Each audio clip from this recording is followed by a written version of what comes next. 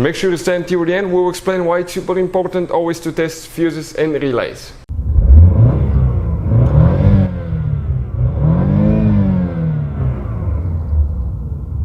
Hey guys, welcome back to Electrical Car Repair Live. Thank you guys for watching and subscribing to the channel. Today will be super helpful video to any of you having a Dodge Challenger. You're trying to find the fuse for the driver's side power window. Stay with us, we'll explain where it's located, we'll explain how to test the fuse, where to buy cheap fuses from, and also if it's not the fuse, what else could be causing that problem. And you may need a special tool for that repair, so make sure to stay tuned in, we'll cover all that today.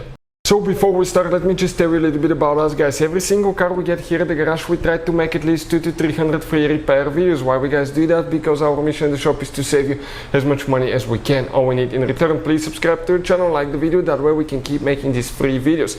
And if you guys need to buy any parts, tools, anything for a really good price and quick shipping, check out the link in the description of the video below. That's where we get all our tool supplies from and you can save a fortune. So let's explain how to fix that now. So specifically we have a 2018 Dodge Challenger that we got here to rebuild at the shop. This is the V6, but even if you have a V8, the fuse will be the same if you have that generation Dodge Challenger. So you have fuse boxes under the hood, but that fuse is actually not here, guys, it's somewhere else. So if we come right here, we need to replace it because the car was in an accident and it shorted it out. We are going to rebuild it soon and put new door, wiring harness, all that stuff. So now let's explain where it is. But many things can cause your fuse to burn.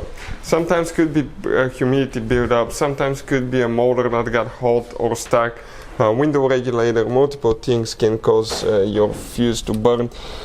If you come in the trunk, right where your spare tire car battery is located, you have a fuse box right here that you pry this way, pull it up, you can see it just like that. And on the inside here you have the fuses. Super important to always test fuses, not just to look at them through the window and find out if they're burnt or not. Sometimes you cannot clearly see that they're bad, so you will need to test them, guys. It takes only a few seconds. That way you don't have to waste your time and money solving a problem that doesn't exist. Because if, let's say, you have a bad fuse and you think it's good, you put it in, you may start replacing window motors, regulators, switches. You don't need to do that. Always test the fuses and relays when in doubt. I'll put a link in the description of the video below that will teach you how to do that and where to buy cheap fuses from. So if you look at it now, okay, the fuse that we need starting from left to right, even if you have an empty spot, will be 1, 2, 3, 4, 5, 6, 7, 8, 9.